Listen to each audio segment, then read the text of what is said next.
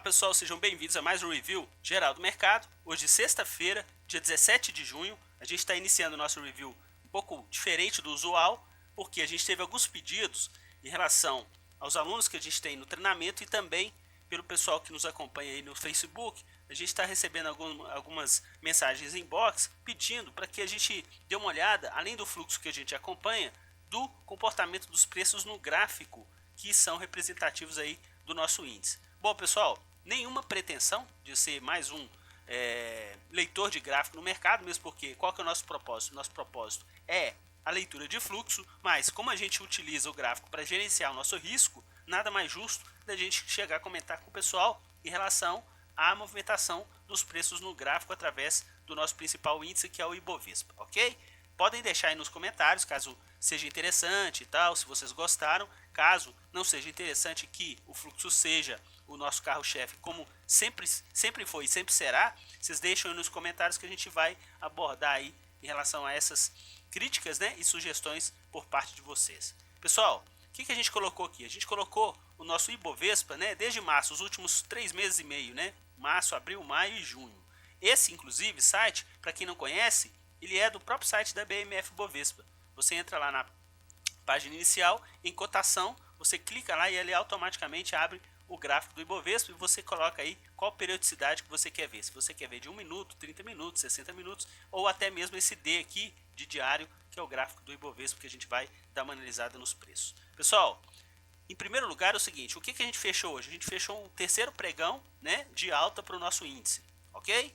Esse pregão, se a gente olhar aqui, qual foi o resultado dele hoje? Uma alta de 0,25%, que é essa alta aqui que a gente está verificando. Outra coisa interessante é o seguinte, a gente teve no intervalo do dia uma mínima em 49.400 e uma máxima em 50.190. E aqui, o próprio site da Bovespa te dá o quê? Aonde que a gente parou. Essa parada aqui na cor cinza, ele te dá o quê? Onde que a gente parou entre a mínima e a máxima do dia. De repente, se a pessoa não tiver familiarizado o que é um candlestick, o que a gente pode fazer? Fechou perto da mínima ou fechou perto da máxima. Aqui, no caso de hoje, a gente fechou o quê? Perto da mínima do pregão de hoje. E se a gente dá uma olhada aqui no candle, o que ele tem? Ele tem realmente um pavio bem extenso, porque ele foi até uma máxima em 50.190 e depois recuou e fechou aí em 49.533. Bom, para quem tem essa análise de candle já afiada e tal, joia. Mas para quem não tem e acompanha o nosso canal, vamos colocar aqui no gráfico de linhas. Pessoal, olha, olhando esse gráfico de linhas aqui, o que a gente traçou aqui para poder fazer aqui uma análise bem rápida aqui e despretensiosa em relação à nossa atividade principal, que é fluxo. A gente traçou aqui uma retração de Fibonacci, certo? Para quem não conhece, Fibonacci é utilizado aí através de uma proporção áurea na medição de várias coisas que existem no nosso mundo, ok? Então a gente começou aqui em 48.400, que foi o fundo que a gente marcou aqui no finalzinho do mês de maio, e a gente tem um topo que a gente marcou aqui no finalzinho aí do mês de abril, certo? Esse topo foi em 54.400 e esse fundo em 48.400. Então a gente tem aqui nos últimos 4 meses, né, 3 meses e meio, um range onde que a gente está trabalhando numa evolução de 6.000 pontos. O que aconteceu dessa última perna aqui do nosso índice? A gente subiu 3.000 pontos, a gente saiu de 48.400 para 51.400 e voltou a recuar. Quer dizer, numa região de resistência dada pela retração de 50% de Fibonacci. A gente inclusive já tinha perdido levemente aí no mês de abril essa região de 48.000 pontos, a gente chegou a fazer até uma mínima aqui em 47.800 e a gente chegou a se aproximar dessa mínima e continuou aí com essa recuperação observada nos últimos 3 pregões para o nosso mercado. Bom, se a gente observar aqui, caso a gente tenha essa interrupção nessa recuperação do mercado, a gente pode ter aí uma evolução descendente dos preços. Para isso, a gente precisa de perder qual nível, pessoal? A gente precisa de perder esse nível de 48.400, que é realmente uma região de suporte que foi tocada aqui no início de abril e também no final do mês de maio.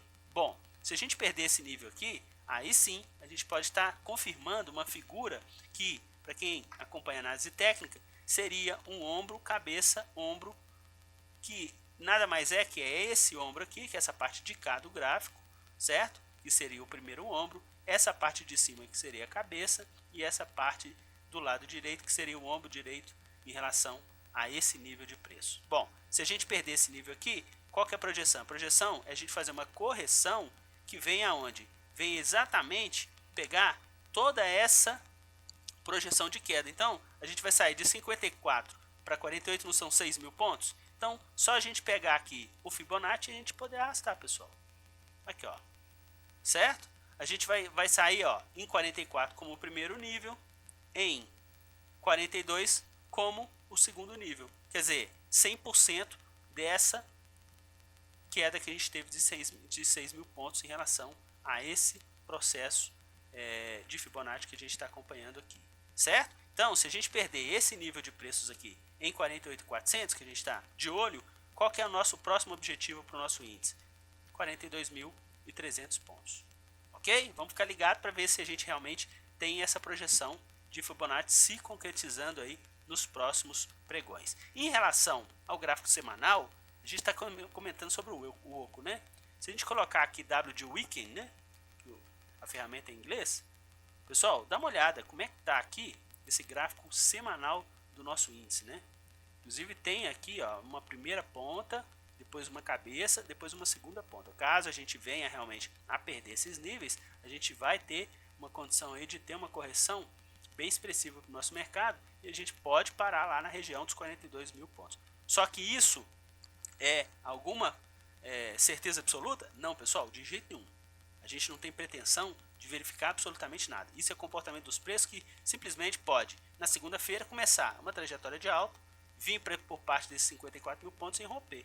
Só que, por enquanto, o que a gente fez? A gente fez uma arrancada que a gente saiu lá de 38 mil pontos, né? Que é o que a gente estava aqui no início do ano, em janeiro. A gente saiu de 38 mil pontos e a gente foi bater quanto? A gente foi bater 53 mil pontos.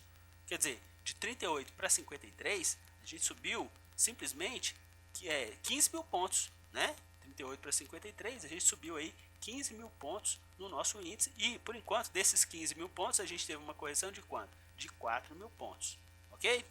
De 54 agora para 49.500, quer dizer, um pouco mais, né? 5 mil pontos quase, ok? Vamos ficar atento para a gente não ter nenhum tipo de surpresa caso o mercado venha realmente a perder esse patamar de preços que a gente está observando. Outra coisa interessante, pessoal, é isso aqui, ó. No próprio site você pode colocar aqui quantos ativos que vocês querem acompanhar. Basta você adicionar símbolo aqui, certo? Eu coloquei aqui os ativos que têm maior peso, inclusive de maior visibilidade. Inclusive no pregão de hoje, que a gente teve uma alta de 0,25, os ativos de maior peso realmente puxaram o índice para baixo, que são Itaú, Ambev, Bradesco. No caso aqui, a exceção foi o quê? As ações preferenciais de Petrobras. Temos também na ponta vendedora aqui, praticamente no 0 a 0, as ações de BR Foods. Vocês vão descobrir aqui exatamente o que é o motivo que a gente teve dessas ações aí não andarem e no caso aqui de Petrobras a gente conseguiu ver o ativo andar no pregão de hoje. Vamos dar uma olhada agora nos fluxos?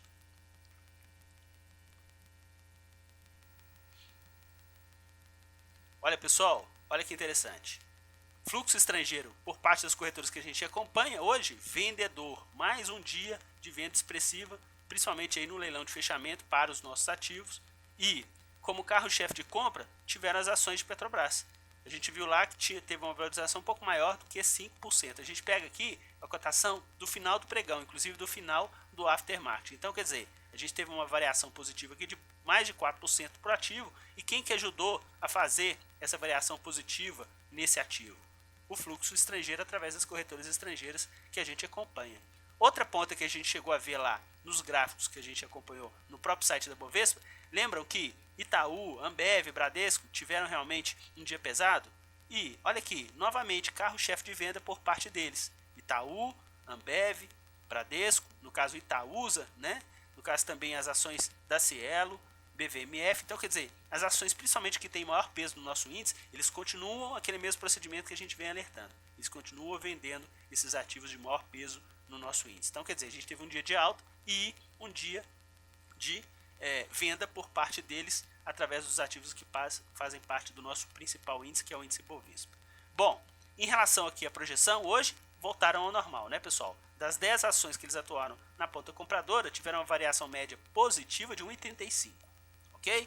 E das 10 ações que eles atuaram na ponta vendedora, tiveram uma variação positiva de 0,16, quer dizer, uma variação positiva menor do que os ativos que eles atuaram na ponta compradora. Mesmo com esse volume muito grande de venda, eles não conseguiram aí ter uma projeção de lucro, caso essas operações fossem de day trade, negativa para a sessão de hoje. Eles tiveram aqui um pouco mais de R$500 mil de projeção de lucro para o mercado de ações. Vamos olhar agora os nossos contratos. Atuaram na ponta compradora no Ibovespa Futuro e novamente no dólar futuro. Vamos dar uma olhada como é que foi a evolução no dia de hoje? Olha pessoal, eles começaram fortemente na ponta compradora, inclusive na segunda hora do pregão já tinha ultrapassado R$100 milhões. O índice estava correspondendo realmente a esse ímpeto comprador. A gente chegou a subir praticamente quase 600 pontos em relação ao fechamento do pregão de ontem. Só que eles continuaram essa ponta, só que meio-dia eles simplesmente marcaram um topo de fluxo, em pouco mais de R$124 milhões. A partir daí, eles reduziram essa ponta compradora. E a gente percebeu também que o índice ao longo do dia, depois de ter marcado aí um topo às 11 da manhã, eles tiveram aí uma redução em relação à evolução do índice até o final do pregão de hoje.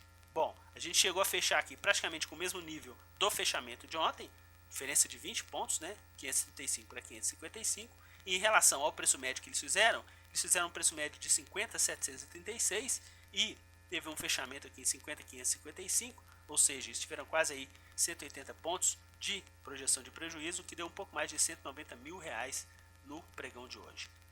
Em relação ao comportamento deles no dólar, eles tiveram um dia comprador, inclusive diferentemente do que a gente observou na cotação da moeda americana em base horária, foi descendente desde o início do pregão. A gente chegou a cair aqui praticamente 51 pontos, né, quase 51 pontos em relação ao fechamento de hoje, né, no dólar. Só que eles fizeram essa ponta compradora até 2 horas da tarde, depois eles reduziram um pouco esse volume, mas mesmo assim não foi suficiente para quê? Para que eles tivessem um preço médio 3.447 inferior ao preço médio, ao preço final, que foi 3.426. Eles tiveram aí um pouco mais de 20 pontos de projeção de prejuízo no dólar, o que deu um pouco mais de R$2.900.000 para o nosso pregão. Bom, continua naquela toada. Vamos pegar aqui o gráfico diário.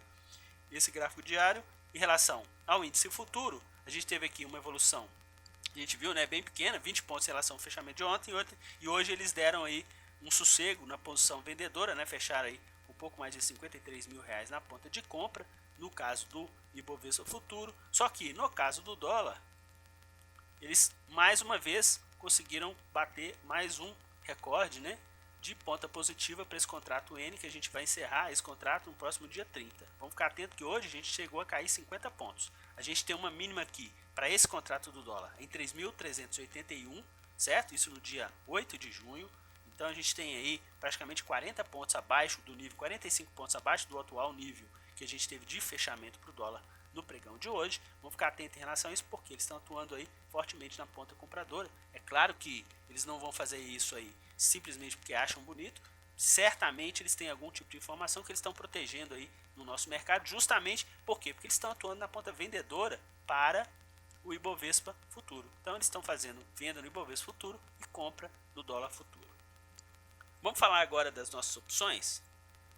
Bom, a gente teve aqui Petrobras, uma projeção de lucro bem interessante, quase R$2 milhões. E no caso de Vale, uma projeção de prejuízo. No caso de Petrobras, eles tiveram aí também, com vendas de puts e compra de calls, uma projeção de alta aí de praticamente R$2 milhões, pouco mais de R$2 milhões. E no caso de Vale, eles tiveram aí uma projeção, né, de queda de cerca de 1 milhão e 100, porque quem compra put também tem projeção de queda pro ativo. E se a gente observar aqui, pessoal, no fluxo, Vale, no caso aqui, ó, Vale hoje teve, no caso aqui a ação ordinária, teve uma variação bem baixa, né, em relação aí a co-irmã, entre aspas, né, Petrobras, que teve quase 5% de alta, e Vale, eles atuaram mais na ponta vendedora, e o ativo realmente ficou aí rastejando, ficou bem próximo da estabilidade no pregão de hoje, e nas opções eles atuaram fortemente nessa ponta vendedora. Olhando nossa tabela do gráfico das opções, a gente vai ver exatamente aí que nas opções de Petrobras eles tiveram uma variação média entre as 20 opções que eles atuaram na ponta compradora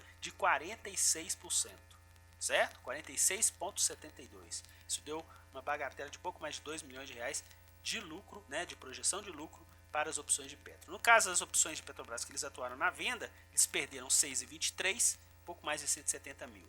No caso de Vale, é aquilo que a gente estava comentando.